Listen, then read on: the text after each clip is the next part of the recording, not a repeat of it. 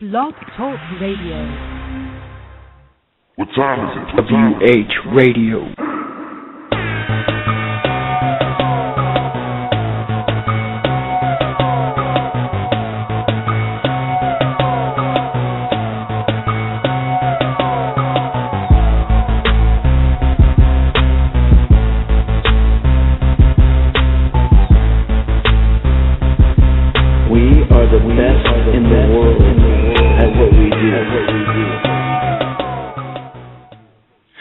Welcome back to WrestlingHeads Radio. You got skits. I'm here with Oscar. You are now listening to WrestlingHeads Radio. What's going on, man? What's going on, man? I'm just, you can say I'm wild for the show tonight. Yeah, definitely, man. We got we have a good show here for you guys. We have a special guest. He is one half of the Juicy product. We got the juice himself, JT Dunn. What's going on, man? Hey, man, how you guys doing? Yeah, everything's good over here. Kind of hot over here in the West Coast. Yeah, so I've heard. We here on the East Coast, New England, we just get hit with some snow. So all my West Coast friends and my girlfriend out in LA has been busting me up about that. Y'all got 75 degrees and complaining. Yeah, it's weird, and and we have lack of rain here, so hopefully we get some rain pretty soon here. I have to say, the entrance song that you guys had was pretty sweet. That might be the best one I've ever heard. I was jamming out to it. Oh, thanks, man. Yeah. But yeah, man, let's go ahead and get into the show here. JT, can you give all of our listeners the rundown who you are, in case they never heard of you? Oh, yeah, absolutely. Well, I am the Juice JT Dunn. I'm from Providence, Rhode Island. I'm kind of a homegrown New England professional wrestler. I've been doing this. I started training when I was 16. I'm 24 now, so I've been doing this for quite some time. The past 2 years, though, have been really, really good to me on the independent wrestling scene. I've kind of broken out and gotten some really good opportunities. Yeah, I figure we can probably answer some more with whatever questions you have, but that's the gist of it. Yeah, definitely. We were just talking before we went on air, and you were telling us that you weren't a fan growing up. You want to tell us about the story, how you got into it? You basically got into the business and, started watching? Absolutely. When I say I wasn't a fan, professional wrestling never appealed to me. Looking at it from the outside perspective, I never saw anything that I could relate to. I grew up playing football, and my dream was to always go to the NFL and play for professional teams. So everything I did in life was step-by-step that process. I played other certain sports. I trained for football. I did certain things to really accommodate that lifestyle, and wrestling was never a part of it. But people in my family always watched wrestling. My younger sister was a huge wrestling fan when we were younger, and it was kind of when wrestling was on TV, it was a school night for her, so I would have to stay up with her to make sure that she went to bed on time, and then I would have to wake up early to get her up and get her ready for school. And I was responsible for that, being her older brother. So with that, I had to sit around and watch wrestling. And at first, it was a very annoying process. And then after a while, I really got hooked into it. And it was really something where I was like, oh, man, this is really cool how these guys go out there and they just beat themselves up and all these characters and everything like that. When I was younger, the only thing that ever really caught my eye was Macho Man Randy Savage. For some reason, even when I didn't like wrestling, I was always like, man, for just one day, I would love to be the Macho Man. This guy is so cool. He's he's just so out there. And from what you could tell was on TV, he just didn't care what anybody thought about him. He was the Macho Man, Randy Savage, and that was the end of it. So I always wanted to be like him, cool costume. He had Miss Elizabeth. I wanted my Miss Elizabeth. So that part was cool. But when my sister was watching it, that's when John Cena was starting to come up. The Rock was on TV all the time, and the Attitude Era was phasing out. And then they were going into this new generation with, like, when they went to the PG thing with the invasion and all that stuff. So my sister was watching around that time, and that's what really hooked me in, was seeing all that stuff, because it was very, very different from what I was used to. And I would say by that time, I was roughly like 14 years old, and right around there, I was just going into high school, and I made friends with this guy, Matt, and he was a very huge wrestling fan, and, like, he would always talk to me about it, and I wasn't very open about the fact that I watched wrestling because it wasn't a popular thing in my area, especially where if you watch wrestling, people in my school were like, oh, you're a nerd, especially being the quote-unquote jock that I was playing football for the varsity team. Like, it'd be, like, unbeknownst for me to be a wrestling fan. So I remember exactly the day I was sitting down with Matt. We were eating, like, the breakfast before school, and he was, like, asking me, hey, man, did you see Monday Night Raw last night? And I was like, nah, like, I don't watch wrestling. And then he started telling me a story about what happened, and then I popped, and I was like, oh, yeah, dude, that was so awesome. And he looked at me and was like, what the hell? Like, I didn't know. You just said you didn't watch wrestling. So, like, he kind of caught me in trying to, like, not fan out for it. And then, like, and I just became a huge, like, wrestling fan with him, and he was so in-depth from it, so I learned so much going back and watching a bunch of stuff. And we ended up, like, messing around, like, trying to learn how to do wrestling, and he was the one who went out to go find for, like, professional training at schools and seminars, and I kind of just followed his lead. And he went into it, and he, like, just dove head first. And I was still a little skeptical because I really wanted to play football. Like, that was my dream, and it was like my mom's dream for me to watch me play football, because I had sacrificed everything in my life at that point to play football, and I was pretty good at it. Like, I made all-state team.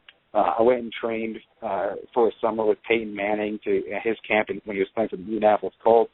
Like, everything that I ever wanted in football was just falling into place.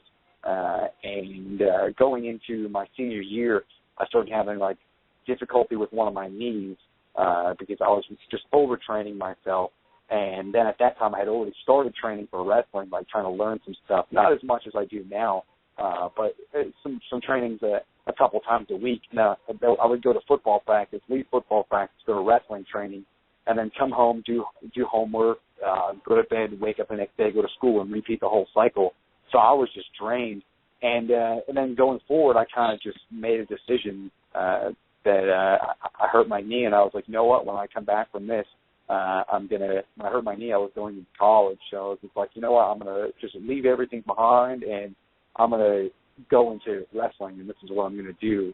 And I did for a while, and I went into wrestling, and definitely it just seemed like it was something that I could really get behind. I started learning, and I was picking it up, not at a very good pace.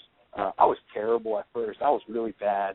Everything that people would hope that you were able to do within like 3 or 4 months, I couldn't do any of it. I just wanted to, like, talk.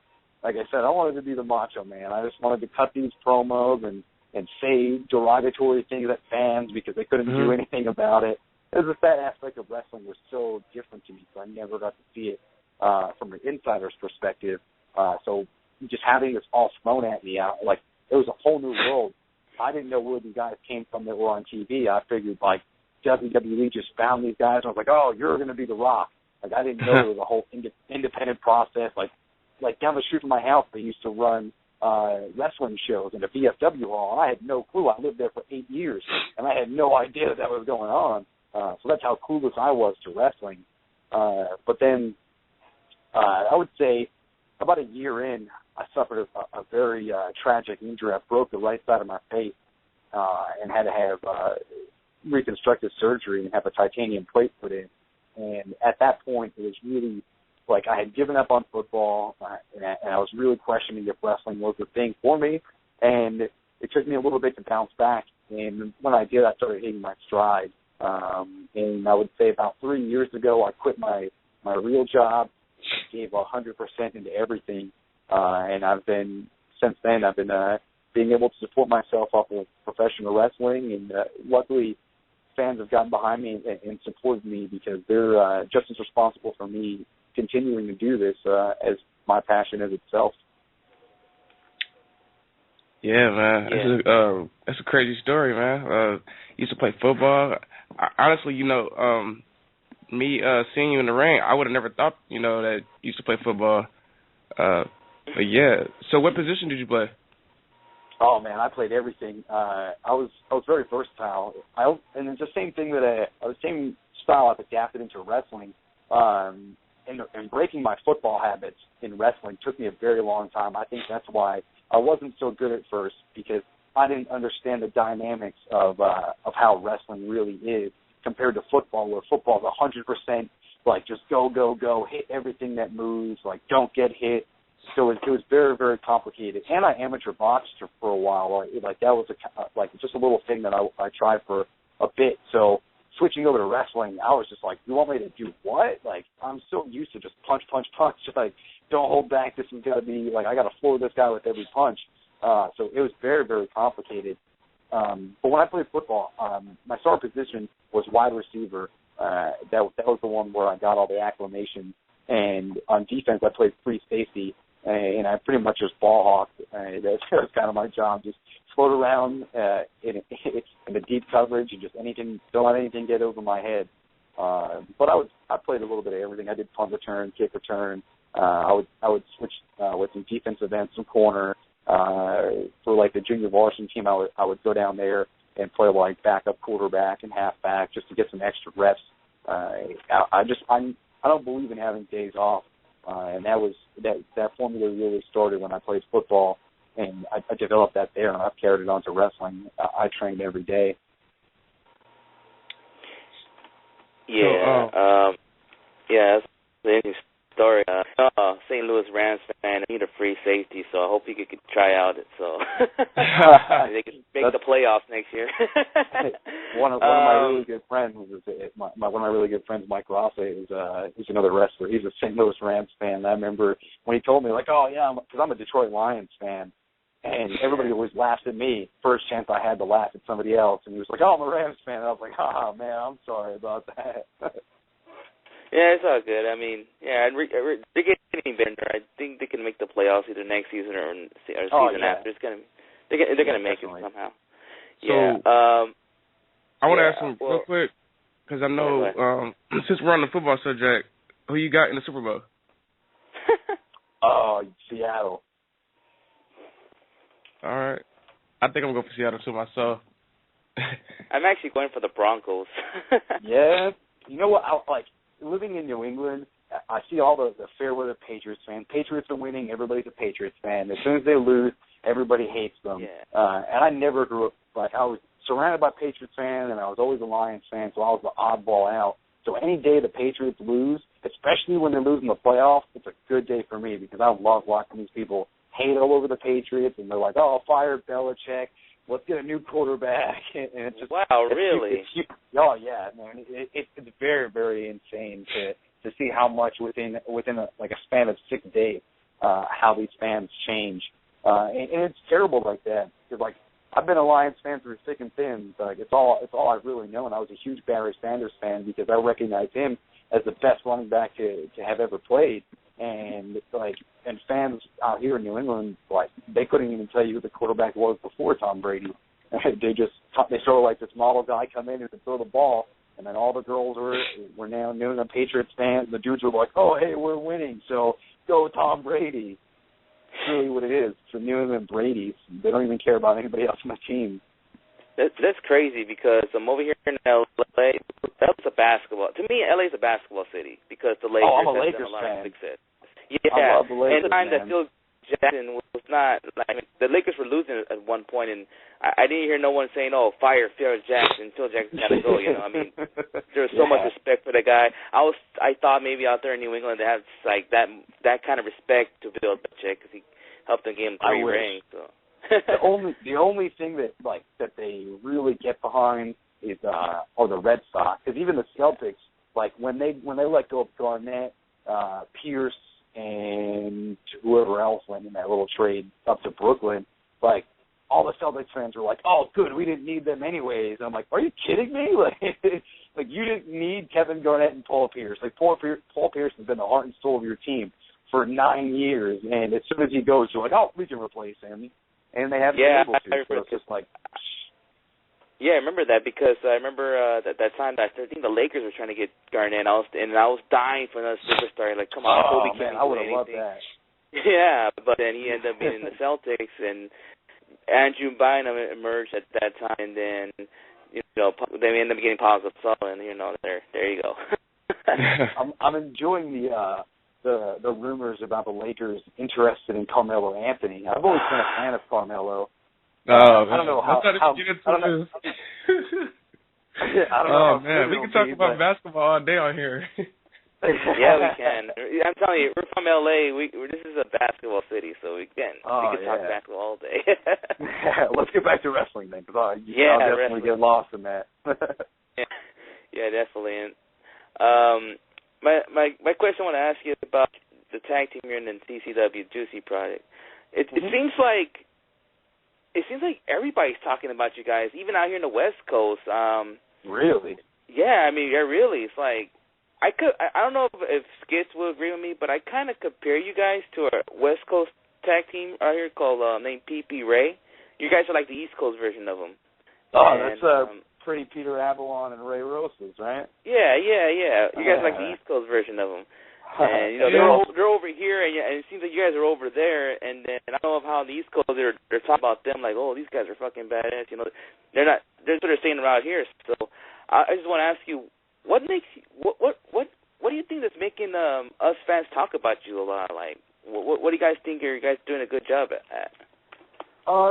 You know what? When I fought for a very, very long time to get into CZW. In my eyes, CZW is one of the very, very top independent promotions in the world. Just the way that they're able to stay interactive with their fans, and they have diehard fans. And it's very, very rare to have in independent wrestling with fans that no matter what you do, they may disagree with you at some times, but they're always going to support CZW as a whole. Those guys bleed black and yellow, and it was something that I wanted to be a part of. And luckily, with working with Beyond Wrestling, I was able to get in front of DJ Hyde a few times and get in there. And when we did our Beyond Wrestling studio tapings at the CZW Dojo, I was able to meet DJ Hyde and interact with him. And I met David Starr throughout that process. We had a mutual friend in Shane Strickland who kind of introduced us to each other and told us, like, hey, man, you guys will get along. We never had any intentions on working together. I've always been an individual player. Like, it's always like I trust myself. Like, I don't want to put my career or anything like that in the hands of anybody else, especially in wrestling. This is my life. Like, this is my job.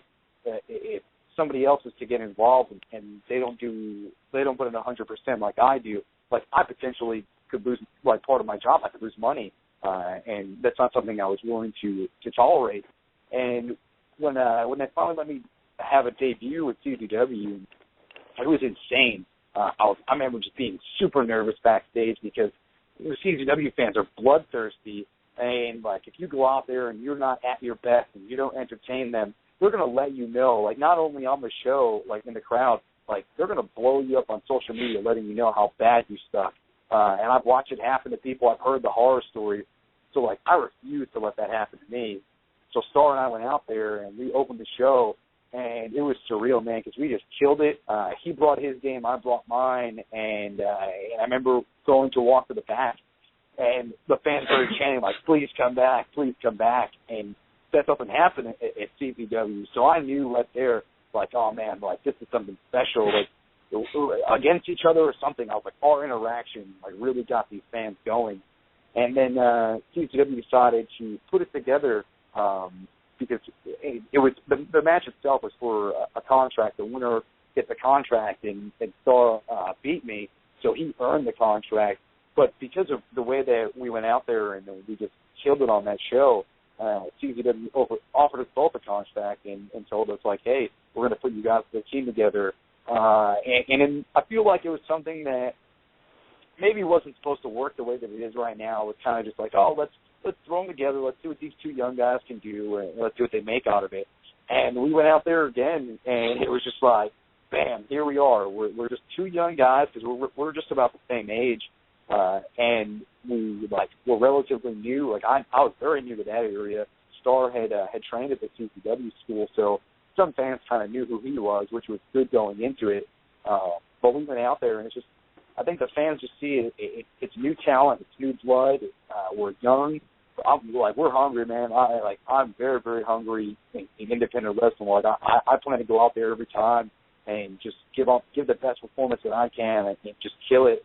I want the fans to go home, really feeling they got their money's worth just from my match, and like the rest of the show is like a bonus. Like I want to play my role on the show, go out there, kill it, entertain the fans, have some fun, and just do the best job that I can. And being in CZW this long, it's given me a new confidence in my wrestling ability, and having the support of CZW and being able to represent CZW is very important to me, because I see so many people out there that kind of just do wrestling, and I don't ever want to be one of those guys who just does wrestling because I can. I want to represent professional wrestling, and I want to represent CZW the best way that I possibly can. I want to make it so that people look at the stuff that I'm doing over there and that Juicy Products doing over there, and they're like, damn, I want to go to CZW. That's destination for me. I want people to be like, yep, we got to go there. These guys are killing it. I want to go there. I want to wrestle them. I want to wrestle the other guys on the show. CZW is the top dog. And so far, so good. If you guys are talking about us on the West Coast and comparing us to a good team out there, that's all I can ask for, man. And it's just it just shows me that the hard work and all the effort I'm putting in is really paying off. Yeah, definitely. I mean, I like I said, it seems like you guys are doing a good job, and if you're having the West Coast guys talking about you guys, that means hopefully you guys could come down here and do a show out here in the West Coast, and hopefully we could check you out live, because I'm more of a live person than watching TV or pay-per-view. Oh, yeah. So hopefully one day I can witness that. So that'd be great. Yeah. One of my biggest things for 2014 is to debut for PWG. Yes. PWG. I want to be there so bad. I have a lot of friends that are in there, and I love watching them go out there and have those kind of performances. And for me, it's just I feel like I belong there. That's my style, and I feel like I'll be able to benefit a lot from wrestling those guys at PWG. I would just tell you a little story now. This is no lie. Hold on. I mean, real quick, where you said that, Oscar, because I already know what you're gonna say. DDT4 is coming up in a week, and it would be dope. I was hoping that we see some new tag teams part of the tournament, and it would have been dope to see the Juicy Product part of that tournament. Man, that would have been awesome. Listen to the tag teams that's going to be there. You got Elgin and Brian Cage teaming up. You got ACH and AR Fox teaming up. Ricochet, Rich Swann teaming up. Kevin Steen and Adam Cole, and with you guys in there, well, it would have been ridiculous. I mean, just imagine if you guys were there and all those other teams, including the Young Bucks, it would have been insane. That would have been. It's going to be insane, nevertheless. But I would have loved to have an opportunity like that. Yeah, I feel like people look at PWG and they're like, oh, once you get here, as an independent wrestler, you've made it. This is in the United States, this is the end all be all. You've made it to PWG, you're a star. And I want people to it's a great thought, and to a degree, I do see what they're saying. But at the same time, I'm trying to make things happen like that over here for CZW and Beyond Wrestling, because I think Beyond and CZW kill it every show, just as good as PWG does over there on the West Coast. I'm just slowly but surely doing my part to turn heads and get people to see it, everything the same like that, make those comparisons. Yeah. Go ahead, Oscar. Yeah, I was going to tell him a story. We had Ray Roses and Peter Avalon on this show a few months back, and we asked them if hopefully one day we could watch you guys in PVD and saying the same thing, we'd be down to do it, and then we asked them if it's okay that we could have follow the shit out of the PWG Twitter account. Hey, we want Ray Roses and Peter Avalon, and some of our listeners were doing the same thing, and then next thing you know, we got fucking Peter Avalon and Ray Roses and the PWG card a week later, That's crazy, man. Yeah, so if you want, we could do the same for you. Hey, man, I'm not going to tell you not to. Clearly, that formula has worked. I would love to be at PWG, and if you guys and fans want to speak up, man, so be it. I would love to do that. Hey, and it's crazy, too, because I've wrestled a good portion of their roster just last year, and I've been in front of some of the guys who are very influential at PWG.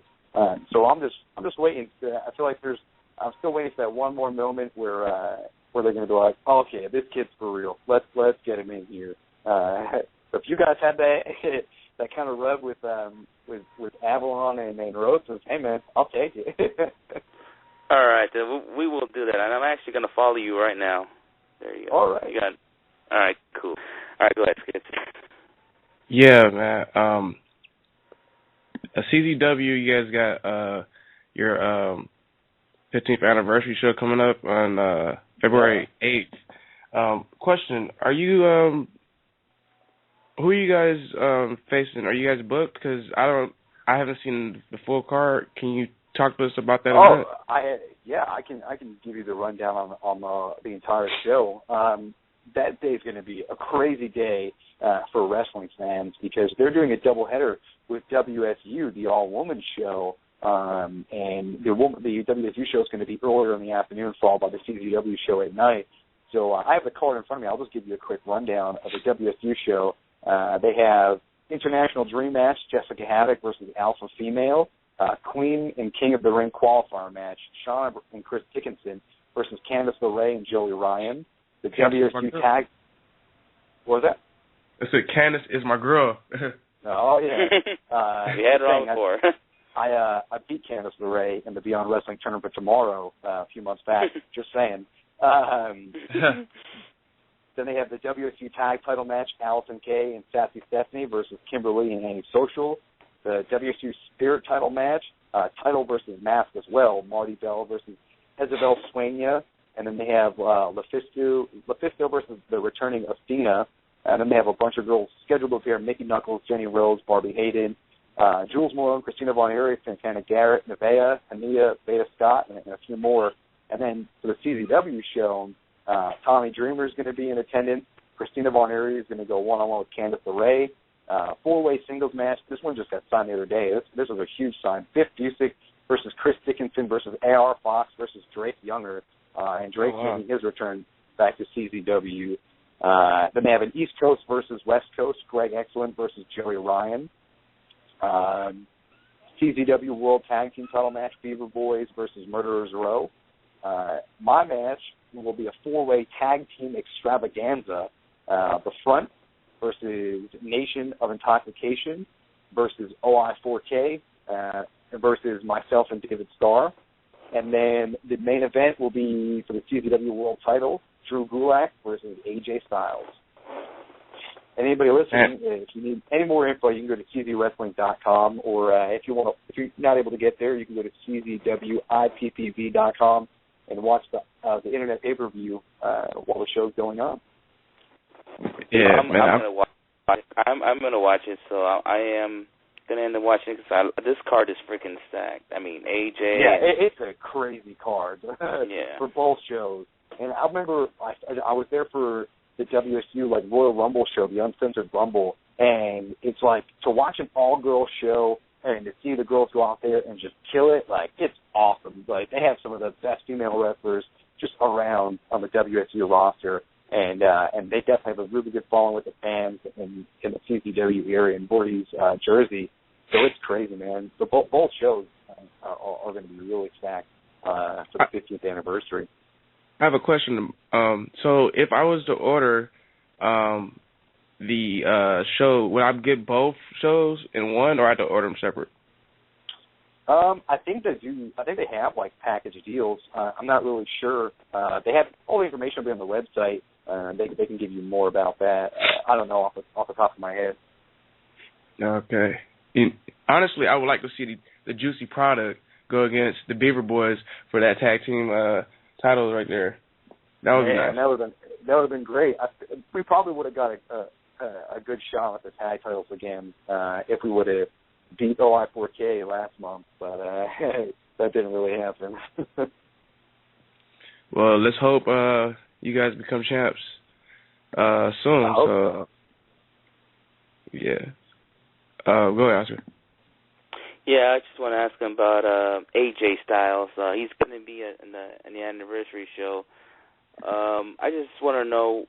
There's a couple of questions about him. First of all, how do you expect the crowd's going to react when he first pops up out of the curtains? And second, what was your reaction when you found out that when AJ Styles was going to have an appearance in the show? I think the crowd's going to go crazy for him. It's been a very long time since AJ's been in CZW, and with all the buzz around with everything he's got going on, I think the fans are in for a real treat, especially in a match with Drew Gulak. Those guys are going to tear it up. They're going to have a great match. I'm excited for him to be there because he's definitely a guy that I've never seen wrestle live. I've seen, like everybody else, all the stuff online. But I'm definitely going to be doing whatever I can to get a view of that match itself. Because like most people, I was a fan of AJ Styles. He pioneered for a lot of us smaller guys doing a bunch of stuff that he can do. So I think it's going to be cool to finally get to meet him and then see him wrestle live. Yeah, me and Skits actually just saw him won the TNA World Title in Bound for Glory back in October. Just an hour 40-minute drive to San Diego. And, wow. Yeah, we were kind of like when he got in the crowd, we were trying to follow him so he was on TV, and we were chasing him down. And, yeah, I remember I ended up losing Skits, and I was like, fuck it. And then I ended up on TV. Originally, he was supposed to come on our side, but I think, the producers, they made him go another side, at the end. It was kind of like, the CM Punk when he was leaving for the title. It was kind of like that. Oh, yeah, okay. Yeah. You know what's funny that when he mentioned earlier about he started watching wrestling late, so I guess he should purchase the WWE Network so you can look back in the day, the Attitude Era. I mean, those days were crazy. Oh yeah, and as I have been wrestling for a little bit now, I've gone back and watched a bunch of stuff. But it was a funny story that I always tell people is just last year I was doing an autograph signing here in New England at the New England Hall of Fame, and they kind of induct guys who have passed through New England and kind of contributed to our area. And they had this huge autograph sign with all these WCW, WWF, WWE, TNA, all these guys, and they were all there signing. And all my friends are just going crazy, oh man, there's that guy, there's this guy, there's that guy. And I'm sitting there and I'm just I don't know who any of these people are, man. I don't care how stupid that makes me look. There's some guys that I do know and some that I don't, but they were going crazy. And then I was oh man, there's X-Pac. So it was funny, just to see how different our minds were with people who have been watching wrestling since they were little kids. And it's man, hey man, if the Macho Man walked in, I would have been able to pick him out. Yeah, Macho Man has some of the craziest promos I've seen on YouTube. Literally, had me crying in tears. Oh, they're the best. They are the absolute best. I don't know if you've seen the one. If you go on YouTube and you type in Macho Man promo and it says he's on cocaine. What? I swear to you. Whenever you get a chance, go to YouTube, type in Macho Man on cocaine, and he's doing a promo supposedly on cocaine. I just had my rematch with Green at New England Frontier Wrestling. This about a couple of weeks back, and I had my girlfriend here, Shelly, and we were at the show. Before we were getting ready, we were sitting downstairs in the locker room, and to get myself all pumped up, I was playing Macho Man promos on my phone from YouTube, just the cream of the crop, the I think that's the one.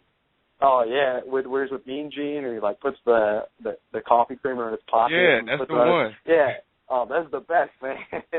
And I was showing them to her, and I was just telling her, I was you have to watch every promo of his, because every single time at the end, no promo ends the same. He always just says something absolutely ridiculous, and then he just storms out, or like he yells at Elizabeth and then follows her off screen. Like, there's never a calm ending to one of his promos. He's always going to yell. Yeah. Speaking of Macho Man, he's definitely on my top 10 all-time wrestlers. Like, some of my favorite moments was when, him and Hogan, when they were fighting over Miss Elizabeth, when I guess Hogan took Miss Elizabeth, like, in the back or whatever. I guess she got hit or something. And then Savage just takes off. Man, that's a crazy-ass moment. I can't wait for this WWE Network to watch that moment.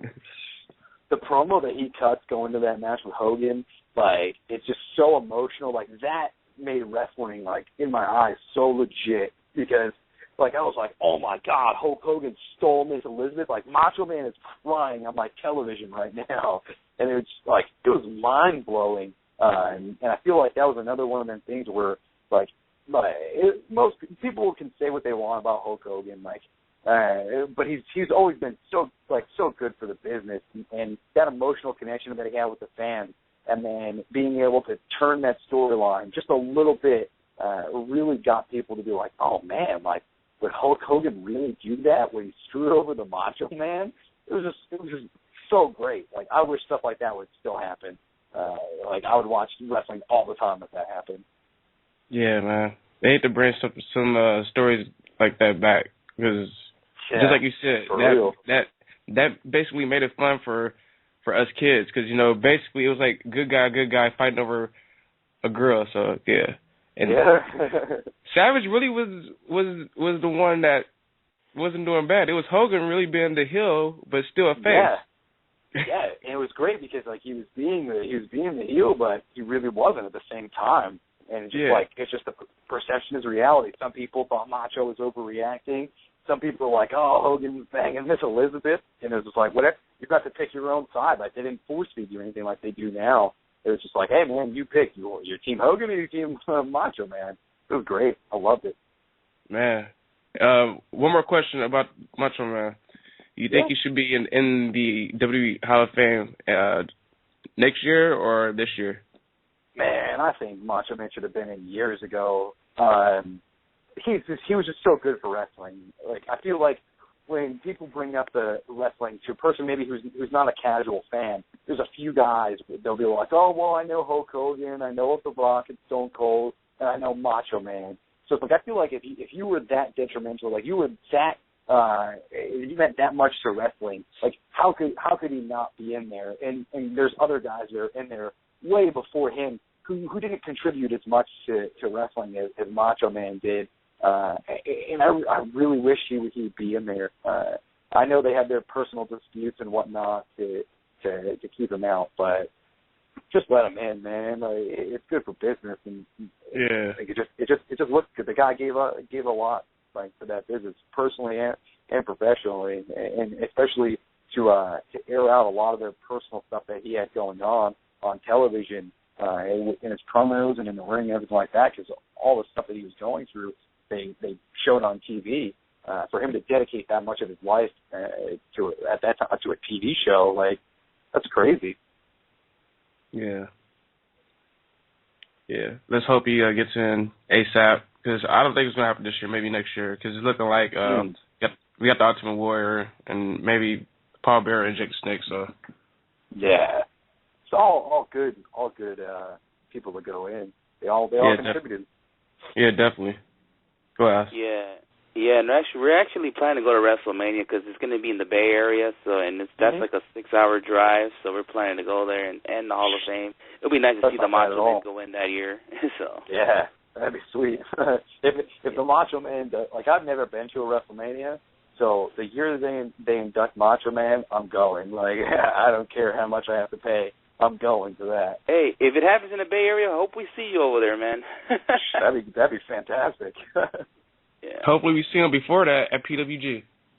Yeah, definitely. Why not? Why not? Yeah, definitely. My next question I want to ask you about,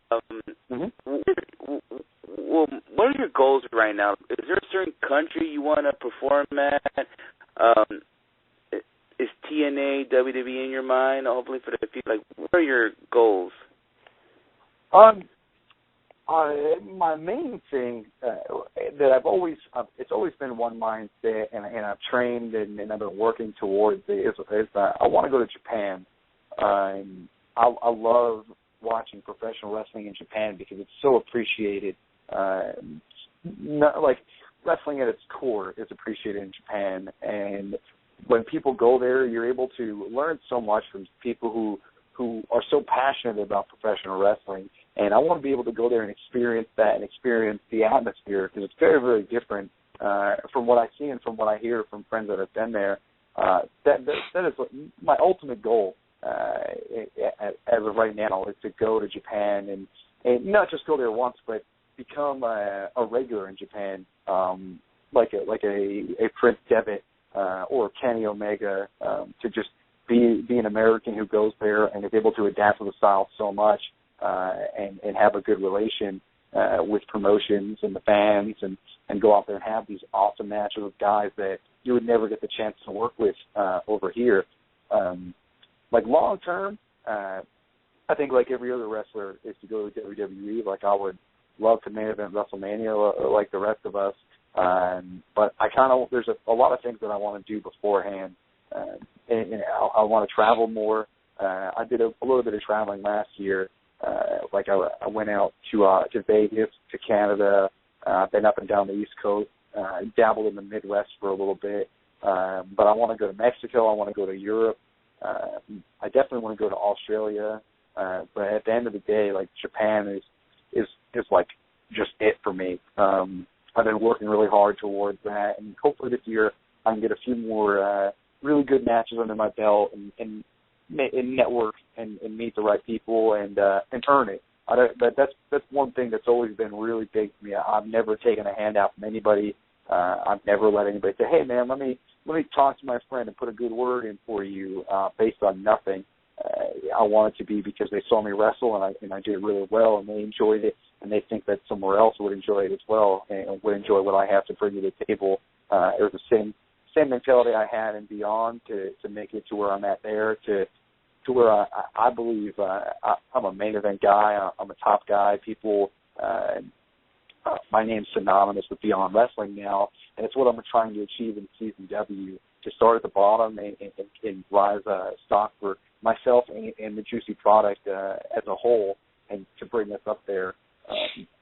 But yeah, definitely. And CZW itself, they're always having guys go international. So if I'm able to contribute to CZW and that pays off with me being able to go international, I would love that opportunity. Yeah, it's funny. One of the Young Bucks, I think it was Nick. Yeah, Nick that told me this, because he goes to Japan a lot. He tells me, like, he feels like he's a rock star there. Like, example. Oh, yeah.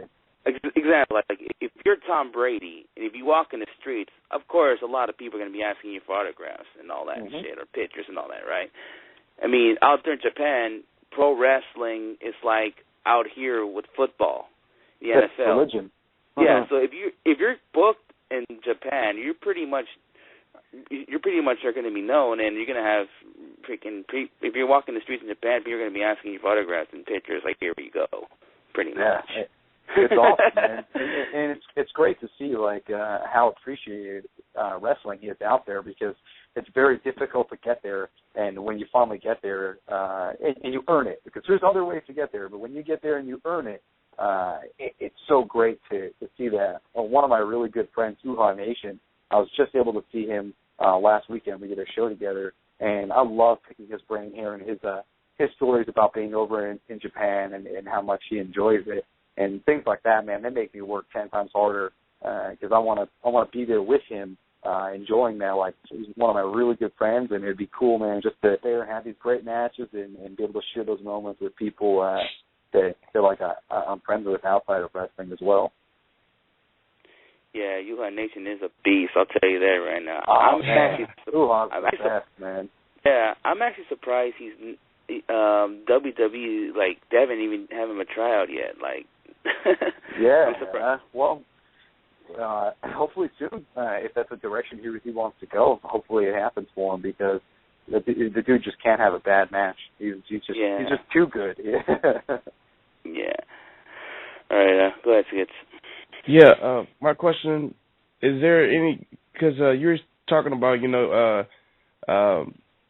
you want to be noticed by people from your matches. Is there any guys out there that you haven't worked with that you would like to work with? Or any, and also, because I know you basically do singles and tag teams, and is there a tag team that you would like to work with also? Yeah, it was funny. Last year, in January of last year, I made a list of about 45 guys that I wanted to work with, and some of them were a little out there, and some of them were pretty relative for where I was at the point of my career last January. And I believe I got like 28 of those guys knocked off the list that I got to share the ring with, and that was way more than I expected. I expected like 5 or 6, and I got to share the ring with a lot of guys. But this year, already there's a few guys that I want to get in the ring with fast, because we can create some magic out there and have a great match and get something that people will talk about. On a tag team aspect, the Young Bucks, man, the Young Bucks are the best tag team in the world, and like they'll tell you that they know how good they are. We all know how good they are. They're fantastic. Definitely the Young Bucks. And since you made the comparison to us and Avalon and Rose, it's like I'd love to have that kind of match, man. That'd be fun. That'd be pretty entertaining. But singles wise, there's a good amount of people that I want to get in the ring with. Last year I got everybody knew my story with Johnny Gargano, how I've always idolized Gargano and I really looked up to him and kind of I wanted to attain success the way that he did, overcoming a lot of obstacles and getting to the top. And I feel like I did that, and then it culminated with Gargano and I sharing the ring, and then being able to do it twice. We just saw him this past weekend, him and Adam Cole. At Wrestling Cares? Yeah. It was crazy. Yeah, Gargano is just he's on another level, man. Man, it's like sharing the ring with him. I was so nervous, and I was kind of starstruck because it's like, here's this guy. I've watched every single match of his. I've gone to shows, and I normally never go to watch an independent show. But when I used to live in Boston, Massachusetts, Dragon Gate used to go out there, or close to there, and do shows. And I remember one time they had a show where they announced Gargano versus Austin Aries. And I was just like, what the hell? I bought my ticket immediately. I actually canceled the show that I was on that they wanted to have me come in. And I told them, no, man, I got plans that day. I can't come in just to go watch this Dragon Gate show with a chance to, just introduce myself to Gargano and just, pick his brain or something. And I didn't get to, but I got to watch the match, and it was great. And then later on, being able to wrestle Gargano at Beyond Wrestling for American Raw, it was amazing. It was everything I had hoped it would ever be, and to be able to have a rematch booked immediately after for another promotion for New England Frontier Wrestling, it was just crazy because I was like, here I am wrestling my idol. And here I am 2 weeks later wrestling my idol again, and it's just I could get used to this. I could get used to tearing it up with him because it wasn't I just went in there and Gargano beat me around the ring and just kicked the crap out of me. We went in there and I think he was a little surprised with how well I kept up with him with the experience difference between us. And then he made me tap out the first time, and then I knocked him out the second time. So it was really cool. And then I got to share the ring with Michael Elgin shortly after that. And those were two guys that were on my list for last year. But going into this year, number one on my list is Chris Hero. As soon as Chris Hero, his release was made public, I didn't know until my Twitter account actually started just going crazy with people tweeting at me and Hero and the same thing, and they're like, "Oh man, Dunn versus Hero," and they're like, I was just like, "What the heck is going on? Like, how are we going to wrestle each other? This guy's under contract." And then I finally found out that he was released, and I was like, "Oh man, like this is it." And Hero is it's just like Gargano. It's somebody where I molded myself after. And once he got signed, I was like, "Oh man, I'm never going to have the chance to wrestle Chris Hero." And then he got released, and he automatically skipped ahead of everybody that was on my list.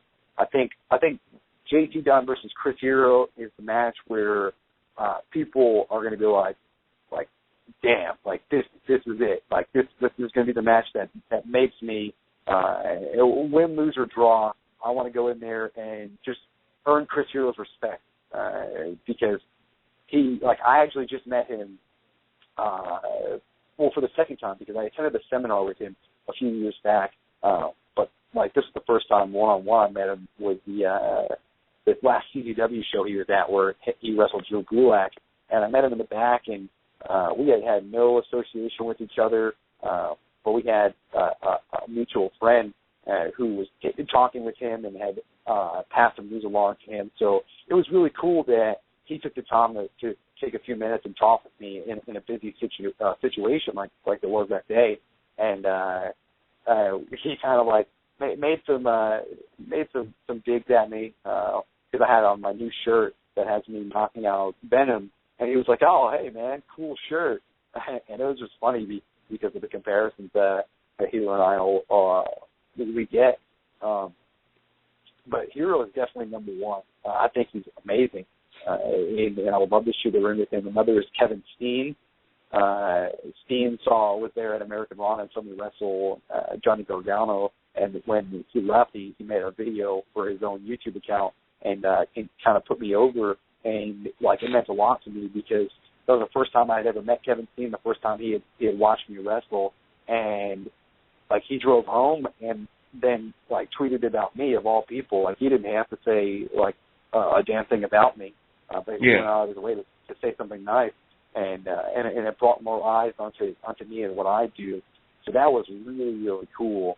I think one more guy that I think would be there's more, but there's one guy I mentioned him earlier. He's international. It's Prince Devitt. I love Prince Devitt. I think he's amazing, and I would really love to work with him here in the States or in Japan, or like anywhere. Like I just think he's so talented, and like he's like what a professional wrestler should be, because I've watched him have matches with variations of guys that regular wrestlers wouldn't be able to have those quality of matches with them, and he goes out there and puts it all on the line every time, and those are the kind of guys you want to share the ring with. Did you get a chance to watch his match at Wrestle Kingdom? Oh yeah, I was just watching that earlier at the gym.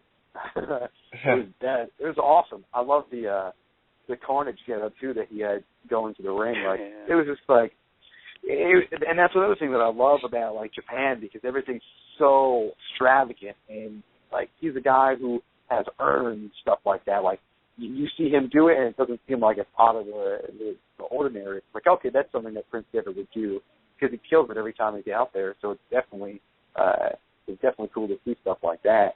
But then there's guys that I want to get in the ring with. I would love to wrestle the Forever Hooligan, like Juicy Product versus the Forever Hooligan.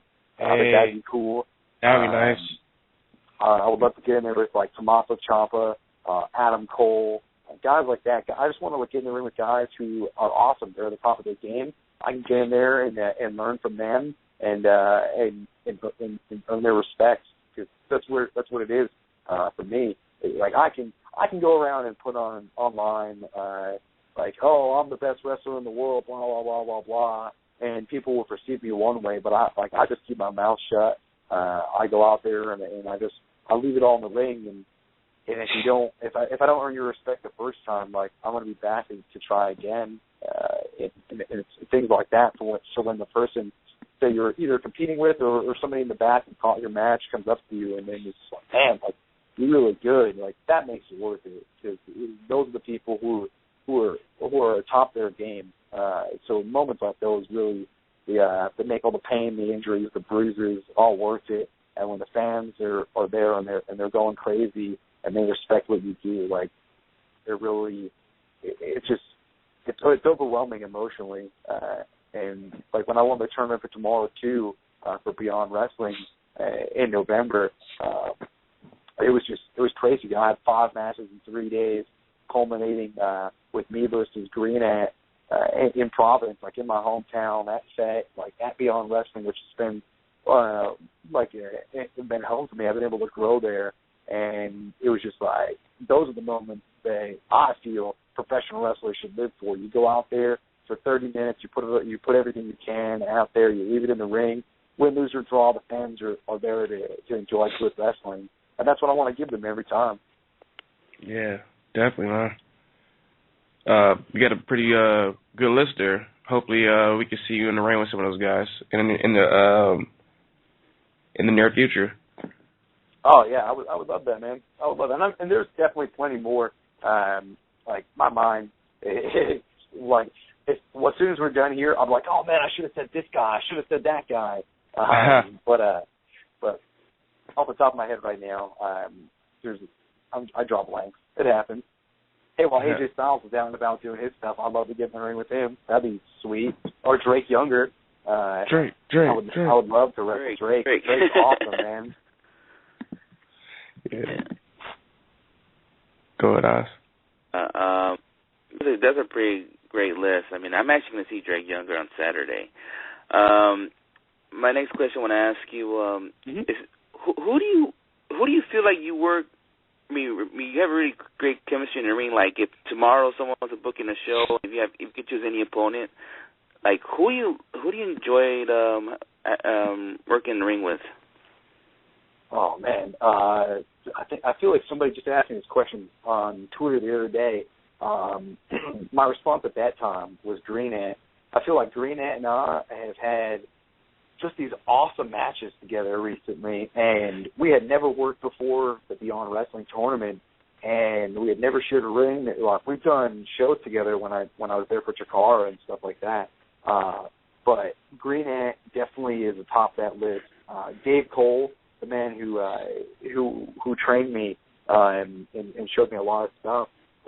Dave and I could get in, and I feel like we can go in there and have a great match. And another dude is Biff Busick. Biff and I have had these great matches. Biff has really broken out as of late. He's had these great matches with like Eddie Edwards and Chris Dickinson and Drew Gulak. Biff is just the man.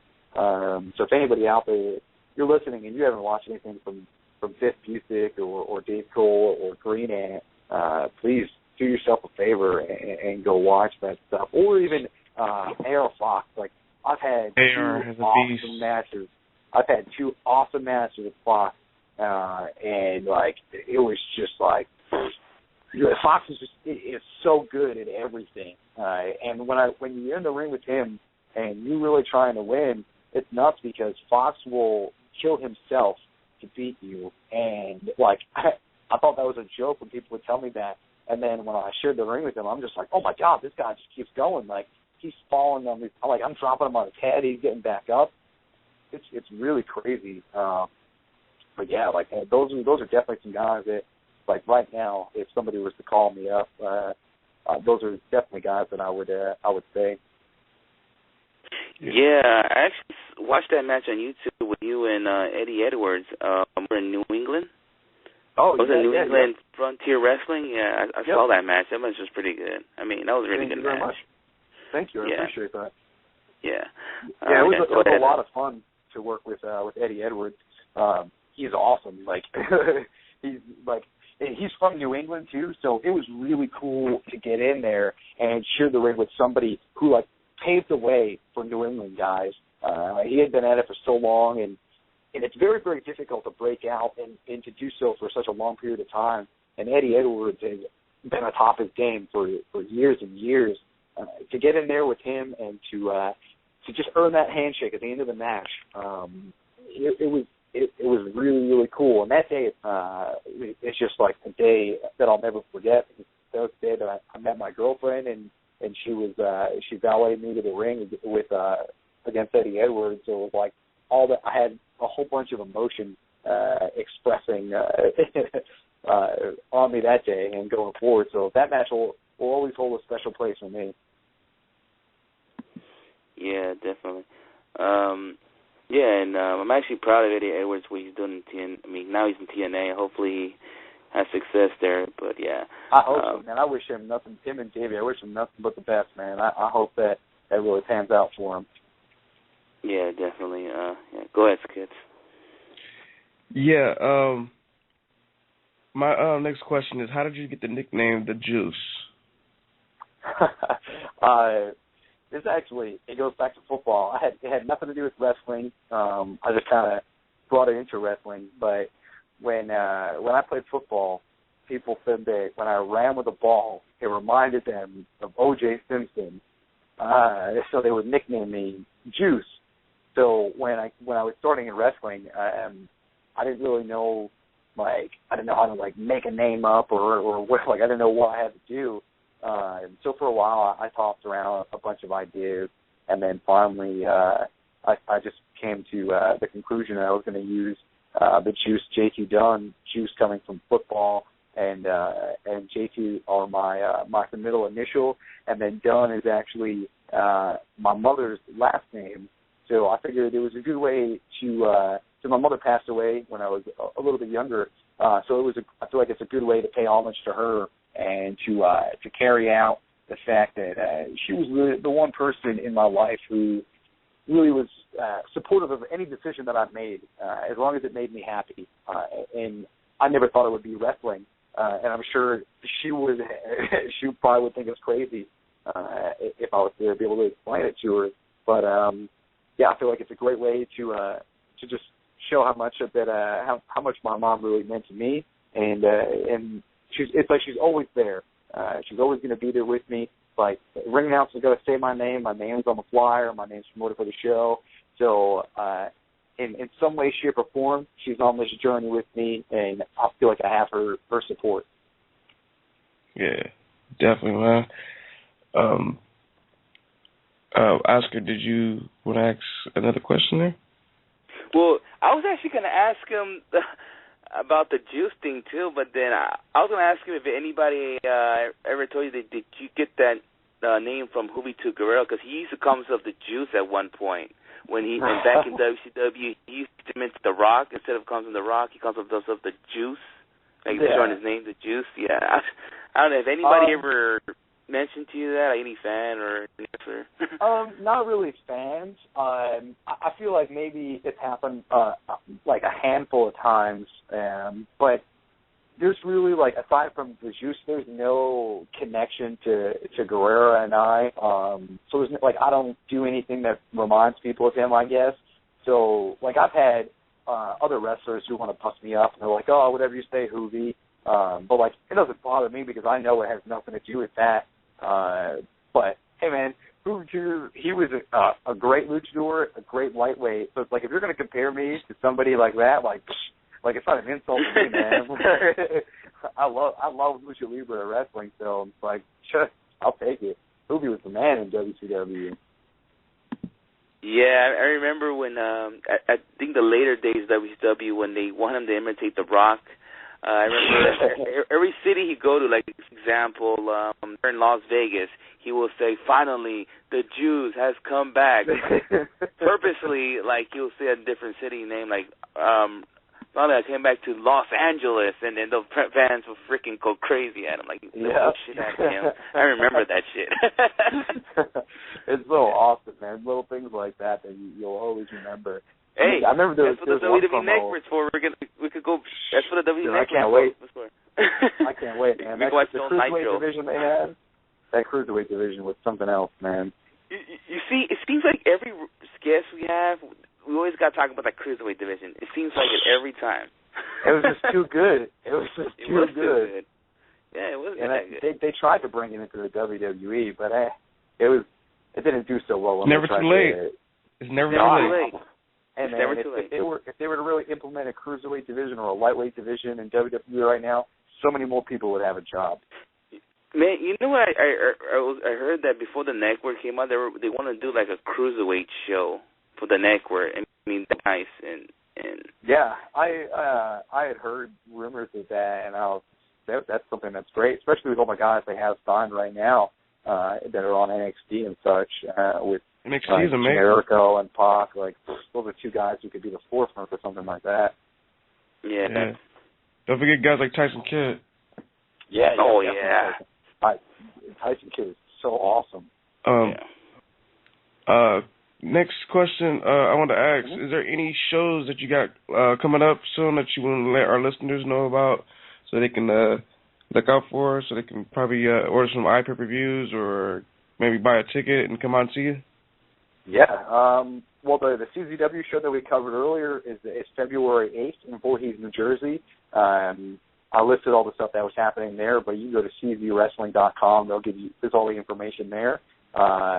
Beyond Wrestling that we talked about a little bit, they have a show Sunday, February 16th in Providence at Fett Music Hall. And this is another stacked show where they have main event is Kevin Steen versus Biff Busick. They have Michael Elgin and Tommaso Ciampa versus Chris Dickinson and Jaka. A.R. Fox versus Shinron. Drew Gulak versus Kimber Lee. Myself and David Starr are wrestling the Hooligans, which is Devin and Mason Cutter. There's an Australian rule. I have no clue what Australian rules are, but it's the Beaver Boys versus Team Tremendous, which is Dan Barry and Bill Carr. And Bill Carr and Dan Barry are awesome. The Battle of the Bulge, Sexy Eddie versus Johnny Cockstrong. There's Anthony Stone versus Mike Quest. And there's the show is called Beyond Wrestling Presents Feeding Frenzy. So there's a Feeding Frenzy match, which is like a 10-team tag gauntlet. So it's just this craziness. But yeah, you can check that show out February 16th. Look mondofans.com.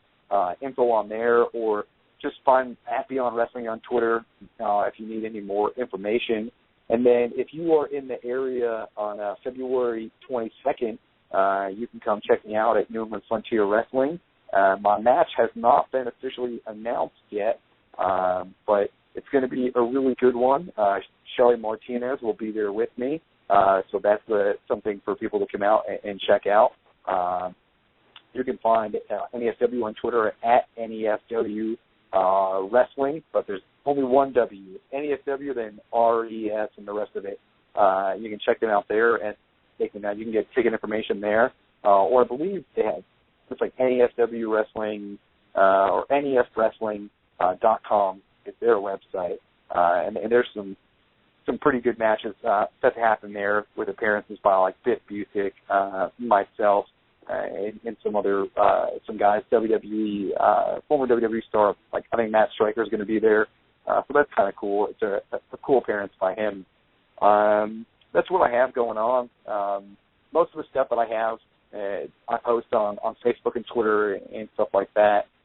So if people follow me on Twitter, @TheJuice, TheJuiCee, I post all my information on there. One thing that I'm trying to really get better at is revamping my YouTube page, which is youtube.com/TheJuiceX8. And on there I post clips and full free matches for the fans to check out and for people to enjoy. And I do these little giveaways and stuff like that on Twitter where I'll send you a match that hasn't been released yet. Like when I match with, for example, with Mike Bennett, Mr. Touchdown, Eddie Edwards, and stuff like that. And I'll let people, I feel like it's a good way to give back to the fans and to say thank you to them for always supporting me. Or Facebook, you can like me on Facebook, facebook.com/GOTCHA_Juicy, Gotcha Juicy. I'm very, very active on social media. I love talking to people, to my fans, to friends. I love talking about anything, sports, wrestling, TV shows, all kinds of stuff like that. So anybody can hit me up and really and have a conversation. I try to reply as fast as possible. My phone's attached to my hip, and everything's linked to everything, so I'll get your messages. And if you got a spare second and you've already checked out all my stuff, I'll give a quick plug. You can go check out my beautiful girlfriend stuff at ShellyMartinez.org. You can go see all that. She she's very, very, very active on social media, probably more than I am. And you can go check out all her videos. She does daily blogs and everything like that. So go and see what's going on in her life. She's probably the greatest person I've ever met. So that does a lot because I get to see myself every day. Yeah, Shelly's cool. So, we actually see her all the time. Out here in California. She's always at the St. Rose, or either she's at what's the promotion? Yeah, there you go. GWF one? Yeah. Yeah. She's awesome, man. She's really, really cool, and she's very, very good at talking to her fans and interacting with them, and most people aren't like that, and it's really cool to see her be able to interact with fans and to give so much back to wrestling. She loves wrestling. She absolutely loves it. She has a podcast, the Save Wrestling podcast, that people can check out. She hosts it herself and does it all and talks about her adventures from the week and for shows that she was a part of and everything like that. She's so cool, man. Yeah. JT, question: did you have like T-shirts you want to plug or something like that? Actually, I am in the process of setting up the ProWrestlingTees.com, that whole thing. I tried to do it before, and then I got distracted, and I never got back to it. So I'm going to try this time to really follow through with it and get some T-shirts up there. But normally my T-shirts actually just sold out less than a month ago. For some reason, my T-shirts sell. I don't understand why. But I sold out of the last one. So I usually get them through GimmicksWrestlingTees.com. They make fantastic shirts. They do a lot of just wrestling shirts in general, and they're really cool. Like, I wear them more than I wear a regular shirt. But I think my next set is going to be on ProWrestlingTees.com. So as soon as that's up, I'll definitely post all of it on social media, and I'll probably ask for suggestions from fans for what kind of shirts they want to see. I see that that's the thing that a lot of the wrestlers are doing, and they enjoy it. So I might as well follow suit and have some fun on there. Yeah, definitely, man. Jason, thank you for being on the show, man. Hopefully we can have you on soon again, but we'll definitely keep in touch with you on Twitter. I appreciate it. Thank you for having me. I'm down to come back on whenever you guys want me to. I had a great time. Yeah, definitely, man. Thanks for being on.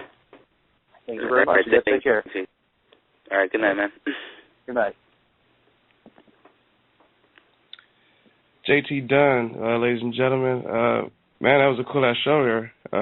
Yeah, I mean, he was very into it. I mean, the guy, like I say, the guy's very talented. I hope he does make it to PWG in the future, and I hope he comes from the West Coast. Not just only PWG, but other shows. So, yeah, hopefully his girlfriend helps him out. Yeah, definitely. Real quick, let's take a quick break, and we'll come back and talk about some Royal Rumble and maybe some TNA.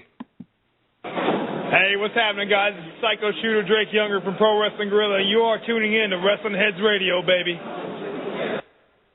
Four Corners Radio is the home for the best professional wrestling and independent wrestling, discussions and coverage. Billy, Ant, Martin, and Sam bring you three of the best podcasts every week. The Four Corners Raw Roundtable, the Indie Project, and the Saturday Freestyle. Along with the podcast, FourCornersWrestling.com is designed with all wrestling fans in mind. Feature articles, videos, the weekly shows, and much more. Four Corners and Wrestling Heads are teaming up to bring you wrestling's next revolution. Are you ready? Welcome back to WrestlingHeads Radio. You got Skits and Oscar posted up here on the show. Hashtag is WH Radio. Call us sub 760-454-1107. It's time to talk about some Royal Rumble. We got a pay-per-view this Sunday. Our boy Chris is actually be calling in a few minutes. I just got in contact with him. But yeah, so quick, this past Monday, we didn't really get to talk about Raw so much, but what the fuck is up with Batista wearing skinny jeans, bro? You know what? Funny, I think we mentioned it in the Vox, but I just want to mention our listeners.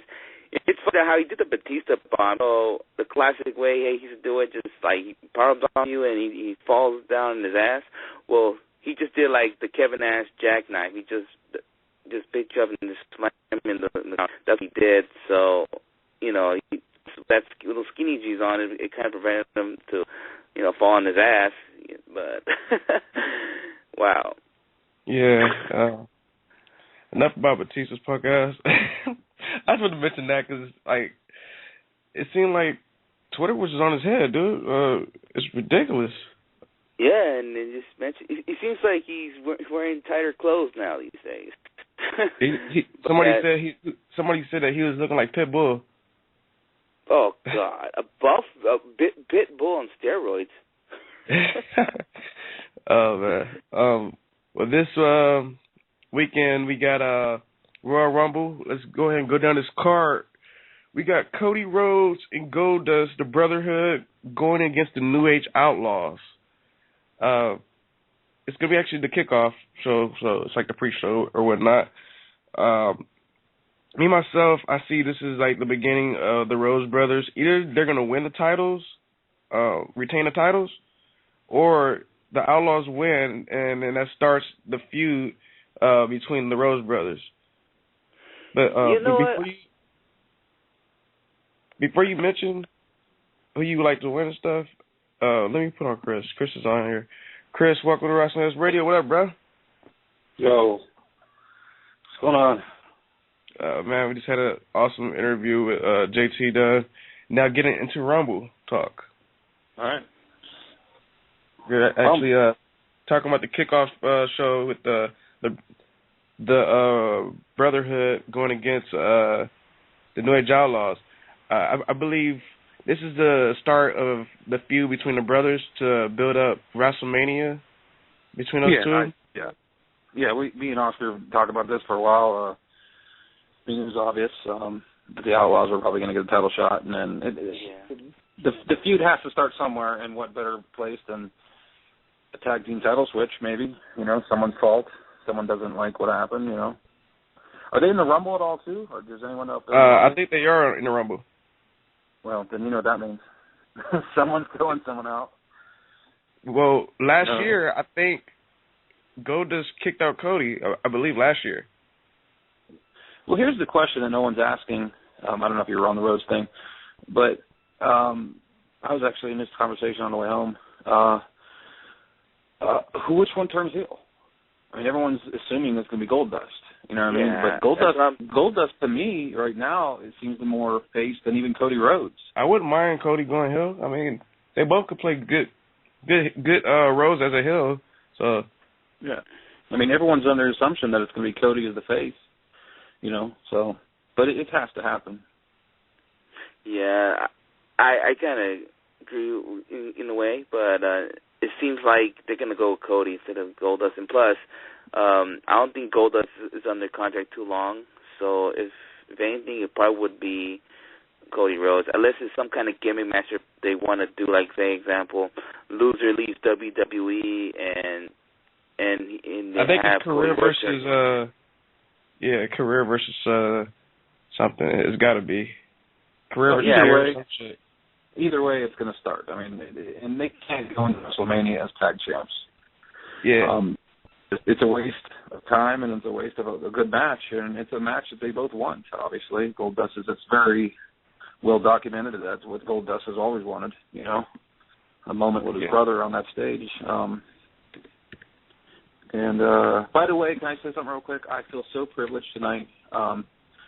I got to see The Miz and Dolph Ziggler in person. I'm so happy. Just kidding.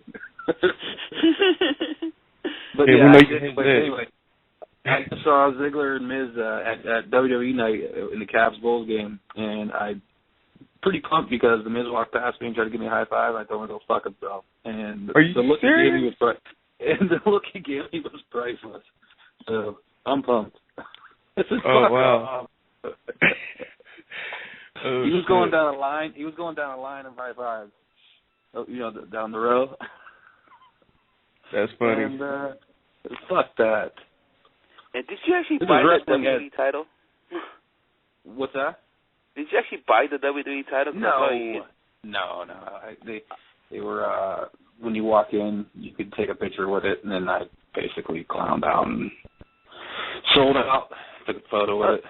I was gonna say if you did buy As a that, joke. bring it to receipt. I want to see that shit. No, I don't. Spending any money.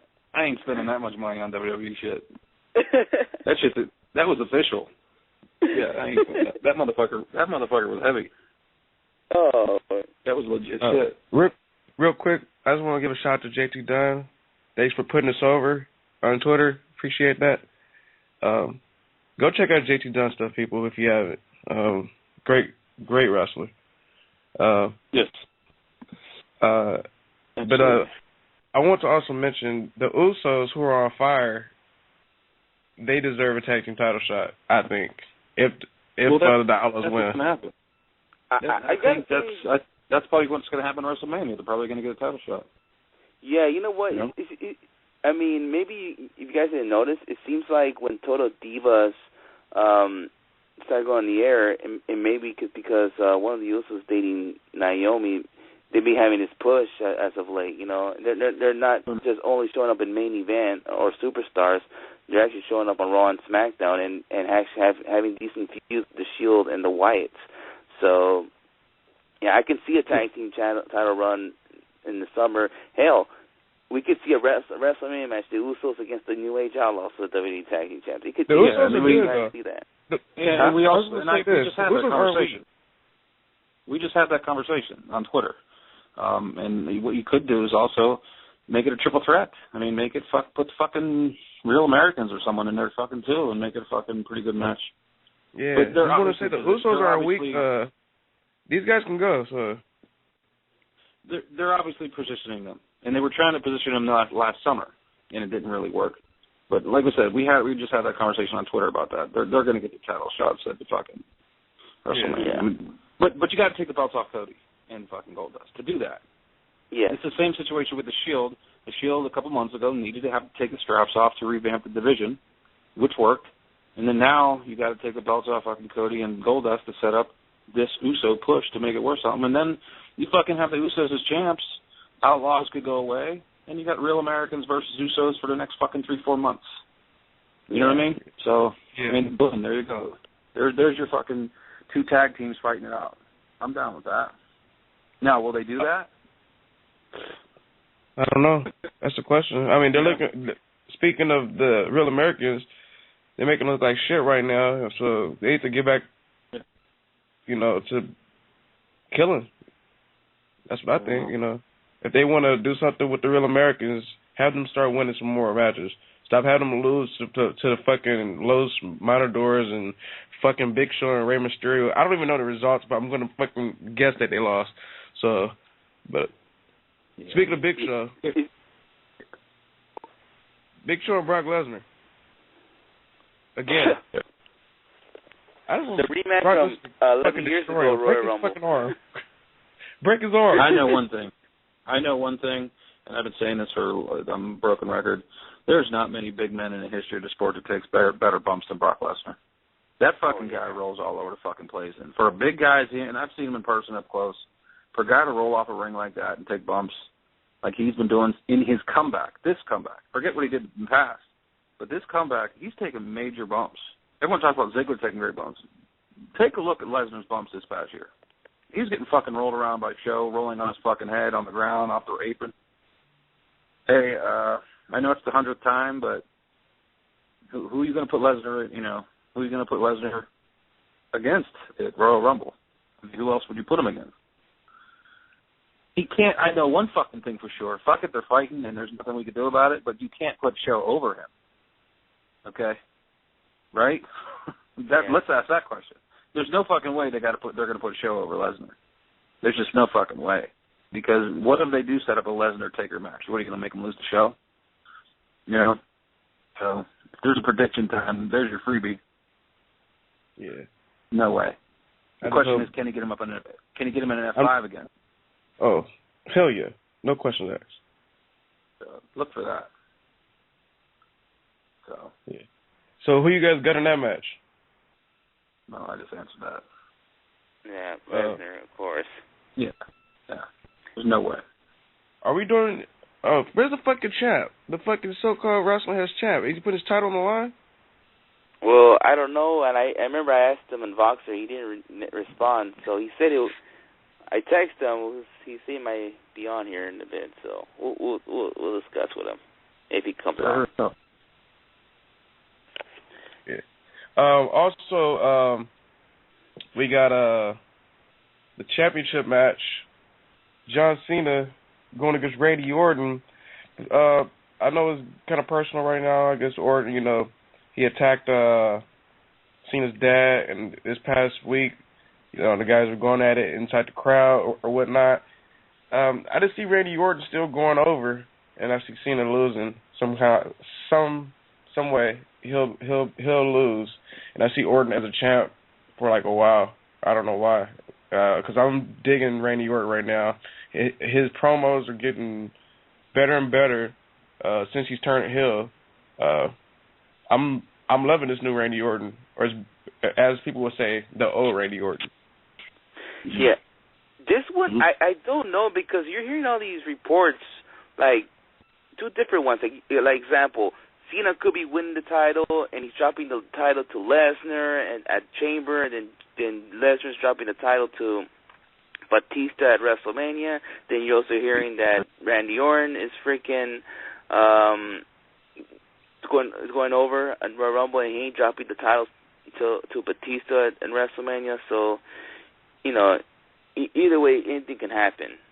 So, and we all just find out this weekend that Hulk Hogan is not able to wrestle at WrestleMania. So most likely he's going to be. Yeah. So sorry. That's most. I just don't want to see Hogan in the ring no more. Like I don't want to see him either. I don't want to see him either. It's basically time for these young guys to step it up and do what they got to do. Yeah. But if he's going to be in the corner of John Cena some kind of match at WrestleMania, I guess I'm fine with that. But, yeah, so, I don't know. Either way, anything can happen in this match. Whatever they want to plan, I don't know if they have if they're finalized with the WWE World Heavyweight Title match at WrestleMania. So, yeah, anything can happen in this match. Yeah, honestly, I'm not going to even lie and act like I know what's going to fucking happen during this match, because who knows? All I know is confusion again, WWE style. Stephanie McMahon and Triple H a couple months ago, because they think we have short memories now, don't they? A couple months ago, they're asking for, let's see the real Randy Orton, the vicious Randy Orton. And then he fucking starts beating the fuck out of people's parents, and now they're fucking calling it a disgrace. We're trying to get the network fucking up, but you're kicking fucking people's parents. What the fuck? It's so fucking confusing, and I'm fucking sick of it. And I could give a fuck if their fucking plane crashes on the way to fucking the Royal Rumble. I'm fucking tired of this fucking ridiculous shit. Am I right or wrong? Is it not? Yeah, you're right. Get the fuck out of here, dude. If you want to go there, people act like we forgot about the anonymous general manager. They act like we forgot who the anonymous general manager was at one time. And then all of a sudden they finally say it's fucking the little fucking midget dude, Hornswoggle. Like, get the fuck out of here. Talk about a wasted spot. You could have used that spot 10 years down the road. You know what I mean? Like, you could have just fucking really could have bided your time to fucking spill those beans. And you wasted on fucking Hornswoggle. But anyway, yeah, suck a dick. We want the real Randy Orton. Then you get him, and then you don't want him. It's just the whole fucking thing is confusing, and it just shows you that they're going week by week. And we just saw that example of turning Dan Bryan fucking face again within 2 weeks. There's no fucking way that was in the original plans. You know that. I know that. Yeah, we all know that. The original plans probably were to switch him back at Royal Rumble in some manner, maybe have him throw him over the top rope. But the fucking steam is so hot right now, and I just went to a fucking basketball game tonight, and the whole fucking crowd was doing yes. Okay? Everything was yes, yes, yes. The dude's so over, they couldn't fucking wait anymore. And they don't. It's every week. I think they're rewriting shit every week, it seems, right? They have to. Yeah. What happened to the good old days where a storyline would last months? Like, example, The Undertaker and Kane feud when Kane first debuted. they knew they were going to plan that match at WrestleMania. It took them from 1997 October till March of 1998. Yeah, just like we were those days. Just like we were talking with JT about how the feud with Hogan and Macho Man, how it was crazy how they were fighting over Miss Elizabeth and they're best friends, and and back in those days, you know what it is? It's one word. It's simple. Man loves woman. Man takes woman. Angry two men. That's so simple. It's very easy to fucking understand. Everyone has had a similar situation, and we all get it. You know what I mean? They're just so confusing now, and because I just don't think they're booking it long term. You know what I mean? I just think they're leaving so many fucking loopholes. You know who says that? Becoming confusing. You know who says that the WWE never think long term all the time? Is Ryan. Silliness. Like he loves TNA. Like he's a big TNA guy, and like he likes WWE also, but he says the WWE never think long term, which is true. They never do. Like a lot of shit that just like we go back to the general manager thing. Like that shit could still be going on right now if they really want to do that. Could be a question mark. That question mark could have been done 10 years from now. And here's another thing, like you just said, long term. They're not thinking of long term whatsoever. It seems like they're looking at, okay, these young guys, they'll fucking bust their ass for 10 months. But, man, I can't wait for Chris Jericho to come back there in WrestleMania season. Man, I can't wait for Batista to come back there in WrestleMania season, or The Rock. It's like they're more pumped up about that shit than the fucking guys on the roster that are killing it and getting way more ovations than Batista got. Because I don't give a fuck what fucking JBL and Michael Cole said that was the biggest ovation they've ever heard. When Batista stepped through them fucking ropes, you could hear a rat shit. You heard nothing but you could hear a pin drop.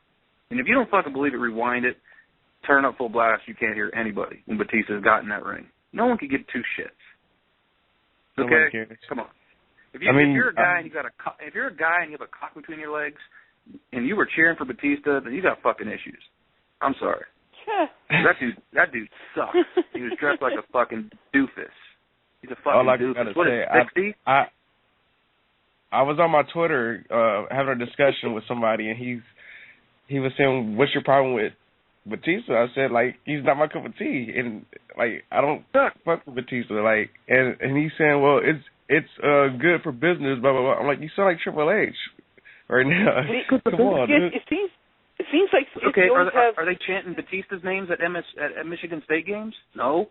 Did they in 2005? No. He's just a guy that's been shoveling down our throat. That's all he is. Who gets tired after 5 minutes. 44 years old. He should be home somewhere. Tired in 5 minutes. You know what's funny, Skits? It seems like you're always getting hit up on Twitter from Batista fans. It seems like every day you're getting hit up by Batista fans. I mean, if I say anything bad about Batista, I don't know how the Batista fans find me talking about Batista. Maybe they put his name in on fucking the search button and see what's being talked about. But Batista fans don't like it when you talk about Batista. Okay. How about that? Okay. Good. Oscar, you guys watch wrestling? Okay, we all know that. And anybody fucking listening, or fucking anyone knows our Twitter, do you guys know any match, a Batista match that sticks out in your mind, where you have on fucking DVD or whatever on your computer and you watch a lot? Tell the fucking truth. In your life, have you ever fucking rewound a Batista match? I'll say one match is probably the World Heavyweight title match because I was at that WrestleMania. You talking about the one with him with Triple H? Yeah, I mean, okay, I don't now, watch. Do you rewind it for Batista, or the fact that you're there? No, I just end up watching it just for the fuck of it. But okay, do you watch it? Do you watch it going, wow, Batista did 3 good moves. Oh man, watch his hammerlock he does. Oh, watch his yeah. You don't watch him for that, right? Obviously. No. He sucks. Dick, Major League, and balls. I can name the moves that he does: Spine Buster, Spear, okay, Powerbomb. Oh, don't forget. 5 minutes in the match when he goes in the corner and he fucking sucks wind for 10 minutes. Don't forget that move, because I love that one. He's a buster. And now we got to fucking waste our fucking time Oh, is that why they got rid of the World Heavyweight title? To give fucking 10 more minutes on TV for Batista? Can't wait. Thanks, Triple H. Your boys. He's back. On the good side of news of wrestling, in the Royal Rumble, how about some AJ Lee talk a little bit? Let's talk about some women. AJ Lee, probably the best female in the WWE on the mic, hands down. Her going against Naomi, it's a possibility, which both girls can go, which will probably be another good Divas match. It looks like they're trying to step their game up with the Divas. It talks about, I'm pretty sure everybody's seen Emma. She's been on Monday Night Raw, SmackDown. I don't know if she's been on Main Event because I haven't watched it, but she's been showing up at every fucking show, so she's basically like almost on the roster. And talking about Paige, she should be coming up soon too. So Fit Finley is working with the girls. So I'm kind of looking forward to seeing AJ and Naomi go. I don't know about you guys. Yeah, I mean, I like Naomi. She's very talented. She can go. AJ is not bad either. I mean, she's the Diva champ. They have the belt. They made her break the record for a reason. I don't know who could win this match. I mean, maybe AJ will win it. Maybe they'll have her lose it at WrestleMania. But but Naomi, I can see her win a title in the future, but not now. Maybe I don't see it at all. I see them setting up a match between Snooker's daughter and fucking AJ. I see that because if you see it, they're slowly fucking getting mad at each other, or she's fucking making her look like a fucking idiot. I mean, that could be a possibility. I don't know. Naomi athletic. I don't know. Are they ready to pull the plug on AJ? If you pull the plug on AJ, you're pulling a plug. If you're pulling a plug on AJ, you're pulling a plug on Snooker. I mean, that's just basically it, right? Unless you have another. And the reason why I say that is because they're not going to give two Divas storylines. They should. They never have two. But now think about this. Now you're going to have Naomi as champion, and she's going to go who she's going to go against. And then you're also going to have a storyline with AJ and Snooker. They'll never do that, right? That's just. I think they should. I think they should give the girls a little. They should, but will they? That's the question. So I'm going to go with AJ just because of time. Shove Naomi back. Yeah, you know what? I agree with Chris. Says there's going to be a time when AJ and Snuka get along, but it could be either for the title, or maybe there could be a situation where she actually costs her the title and AJ it could happen. Gets her back. So to me, for AJ, it would be nice to see her lose it to someone on the Total Diva show, just to help out the show more. They have the women's. She has no friends in the storyline, so it'll be great. Yeah, I know. And what about this? And what about this? What about they're probably going to have a match on WrestleMania, and you could either go two ways. You could have Snuka versus AJ, or you could have a triple threat, another triple threat, Naomi, Snuka, and AJ. I mean, they're going to want to put a Divas title match on WrestleMania this year, so maybe they're setting up for that. 3 of them or 2 of them, who knows? Well, it ain't going to be Snuka's daughter and Naomi at WrestleMania. AJ's going to be in that main event, or Divas main event, somehow, some way. They could go anyway, but it would be cool if they would have multiple storylines. But when's the last time they've done that? It's been a minute. One long minute. Yeah. Probably the Trish and Lita days. Daniel Bryan versus Bray Wyatt. Daniel Bryan is clear to perform at Royal Rumble, but we all know that's going to be a great match. These guys already had a match already. I think they should throw something in there like a cage match. It would be nice to see those guys go at a cage match so Luke and Eric won't get involved, and then make it interesting, I think. Yeah, but the thing is, though, I think they're just afraid because of concussion. And I also just read that Daniel Bryan will not participate in the Royal Rumble. So what's this showing? Is this going to be something like Daniel Bryan wins and the Wyatts attacks him and cost him, kind of explain why he's not going to be in the Rumble? Hopefully they have a change of heart that day and come up with a stipulation that he gets in, or a surprise at the end or something, because I just think the crowd would fucking really pop for it. But what I hope for in that match is, it seems like they're protecting Bray a little bit too much. I would love to see Bray go, because I know the dude could fucking go. I'd like to see a fucking 20-minute and Bray actually show his moves that he could do. It would be awesome. And yeah, because the dude could go, and I don't think a lot of people realize how athletic he is. I mean, the dude is an athlete before he was a wrestler, and I know for a fact I've seen him fucking wrestle, and dude can go. He's not a big fucking, he's not Kevin Steen. He's not Kevin Steen. He can't do a headlock. You know what I mean? The dude could actually wrestle. So yeah, he had some crazy ass matches when he was down in NXT. Yeah, I know. Yeah, this guy's nice. Like I just want to see some long matches with him. Like, yeah, there you go. Let's just see him wrestle. Like, I'm kind of sick of seeing him rocking in the chair there. Big fan of his. Love his promos. His promos are brilliant. It's funny because I tweeted the other day on the WrestlingHeads Twitter, you gotta love Bray Wyatt's promos, and only one person out of all the people that follow us said, I hate Bray Wyatt's promos.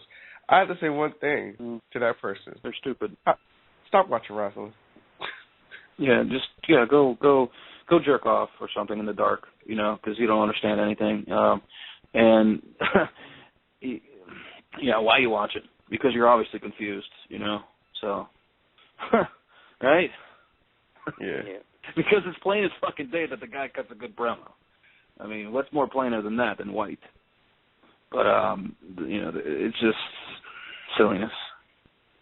But you could tell that to protect him a little bit more than what they did when he first came in, putting in a fire match with Kane, which was totally outlandish, and he should not have done that. It looked like, I didn't want to talk about that because I was there live.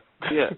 And it seems like they are taking a new approach, a slower approach. But I think this is the time in front of that crowd and that audience, with that wrestler that he's going to be wrestling, Daniel Bryan, who could go with anyone. This is the time to open up the moveset a little bit with a Bray. I think it'll be an awesome match. I'm actually looking forward to it. Yeah. I honestly don't care who wins. I just want to see a good match. Yeah. I can't see him in person. I hate you. Well, tell me that in a couple of weeks.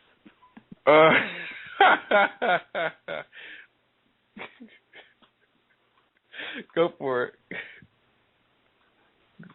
Oscar, did you want to comment on that match or no? I think I already kind of commented in the beginning. I just said that he could go either way. Like, we just maybe he'll explain why Daniel Bryan not going to participate the Rumble. Maybe he'll get jumped by the Wyatts. But,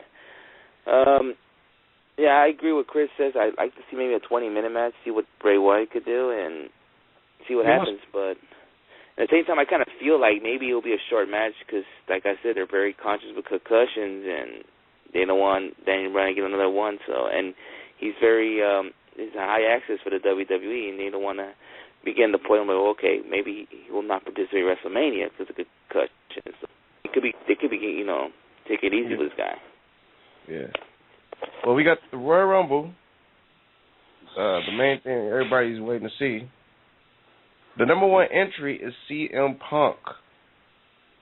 It's crazy because who do you guys think number 2 is going to be? It's like CM Punk.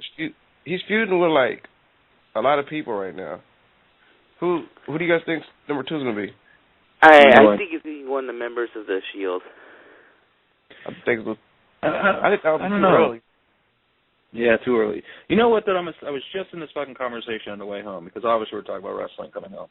But what about this fucking scenario, and I even took it a step further, we discussed this on this show, have fucking Dean Ambrose in the middle of the ring waiting for fucking somebody, it's just him in the ring. And wouldn't it be fucking awesome if fucking 3-2-1 Roman Reigns comes out, right? Fucking crowd pops, and they have to fucking wrestle because it's one-on-one. But what would even be more fucking exciting? Them two are wrestling. 3-2-1, Seth Rollins comes out. Man, and it's just them three that have to fucking wrestle in that ring. You know what I mean? That, to me, would be awesome. Now that happening is kind of harder now that CM Punk is number one because he's obviously not going to get thrown out right away. But I think that would have been an awesome fucking scene, and I doubt if they're going to do it. But I don't know. We were talking about fantasy booking earlier, so there you go. But now tell me you guys wouldn't pop for that. Hey, I think everybody would pop for it. Another thing people would pop for if they see the Whites going with the Shields. Oh, yeah. You could tease it. You could do it. That's the one thing about Royal Rumble that makes it great, even more than probably any other events, because it's the last match where you don't know what the fuck's going to happen when that 3-2-1. It could be fucking the Boogeyman, or it could be the fucking Undertaker, or it could be whoever, and whoever's going to win. You know what I mean? And it's one of the last few I don't knows in wrestling. Am I right? Would you say? I mean, we really don't know. It's one of the last secrets, and what we loved about wrestling. That's what we loved about wrestling back in the day, because we really didn't know what was going to happen. Royal Rumble's really the last secret. Yeah, right now it's like there's only 23 guys that are confirmed, so that means the rest of those guys are like mystery guys. There you go. And that's what I'm saying. I'm hoping one of them, those mystery guys, are not Jimmy Yang. Who? Jimmy Yang. Well, he's teasing it, and he was backstage at Raw, so I'm hoping he's not one of them. I love Jimmy Yang. I'll pop, man. I actually met him. He's fucking cool as fuck. I'll pop. He seems like a cool dude. I met him before, too, but come on. Jimmy Yang in the fucking Royal Rumble? With the cowboy hat? Or, I was watching Royal Rumble 2001, and then the Right to Censor, Goodfather came down, and The Rock kicked him out. And then I looked back at fucking last year's, and when Godfather came in, he got kicked out like as soon as he entered. I think he broke his own record. Now here's the thing. Here's the question. I think it's going to happen. The Undertaker. Man, if Taker goes down, he's going straight after the Shield. That would be another good moment too in the Rumble. Yeah. Do you guys think? Yeah, Kane, remember they got him. They hurt him. You know. Yeah. Do you guys think Kane is going to be in it? Because Kane's name's not in it, but you think Kane's going to end up being in the Rumble? I actually don't want to see him in the ring anytime soon. I don't know. I doubt it, but it seems like one of those mystery spots could be one guy that you guys don't like, and his name is Sheamus. So you could add that. Yeah. You know what? That's right. I was going to tell you guys that. He's fucking doing autographs in Pittsburgh Saturday at some fucking car dealership in Pittsburgh. So he's going to be in town. I forgot to mention that. They're promoting it. So all those fans out there, he's fucking going to be in town. Don't forget Christian. Christian's another person.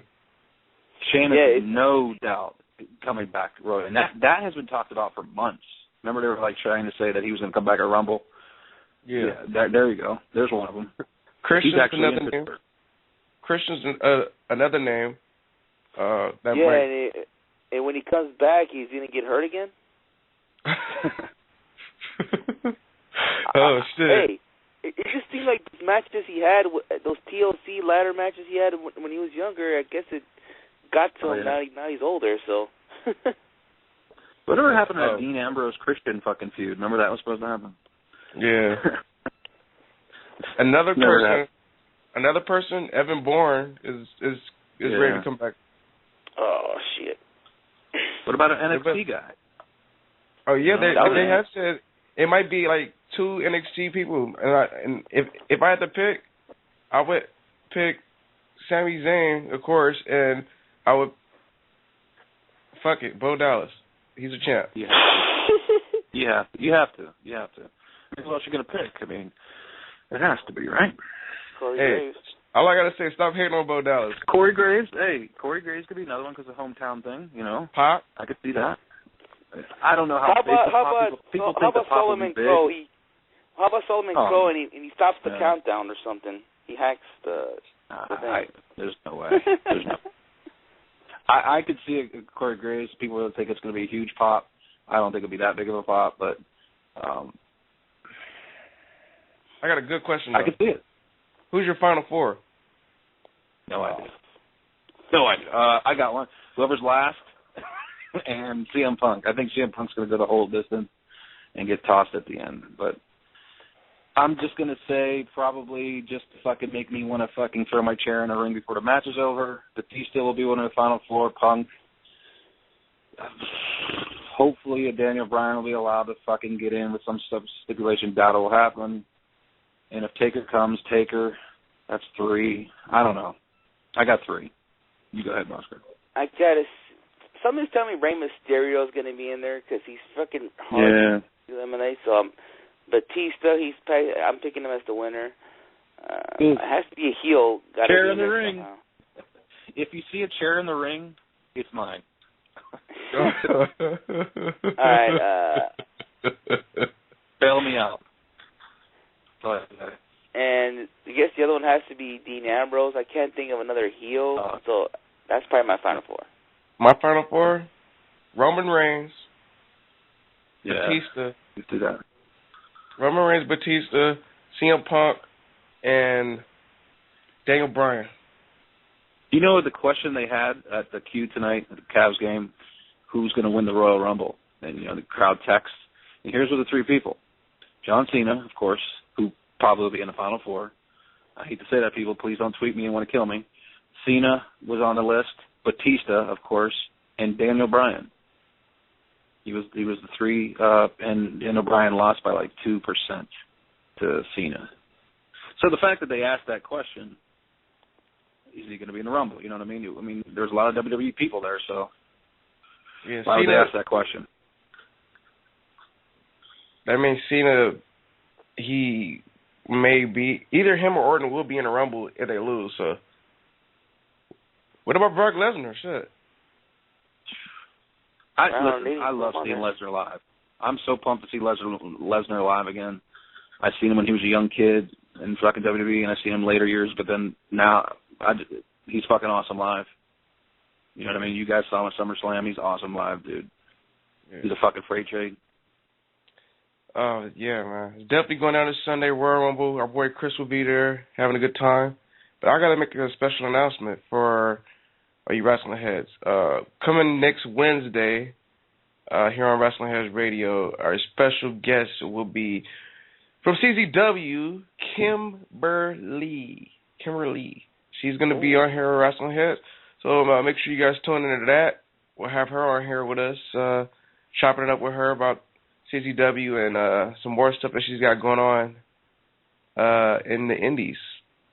But yeah, we got 7 minutes left here on the show. Before we leave, let's go ahead and plug our shit. How about that, boys? In case you haven't heard our interview with Rocky Romero from the Forever Hooligans, go check it out, WrestlingHeads.com. It is in the international section. Go check that out. It was a dope interview. Make sure you check that out. We got blogs up there from all of us. Make sure you check out Chris's stuff, ROH Code. Type it in and search. Tell them about your stuff, Chris. Yeah, I mean, every day I try to think of something new to put on there that nobody else is doing. Just trying to make it different. I obviously cater to Japan a little bit more than others, but, someone's got to do it. I got stuff on there showcasing matches, current matches, and I also got my dozen of fucking wrestlers out of promotions all over the world. Just like I said, make it simple. Just search my name and you'll see what the fuck I do. But also check out Oscar's shit and check out Skitch's shit as well. And buy the T-shirt. Yeah, ProWrestlingTees.com/wrestling. I mean, I do so much shit on it, I don't even fucking know. So just look at all their shit too. Go ahead, ask. Plug Yeah, you can follow me at Sinister632. Same name on Instagram and Vine.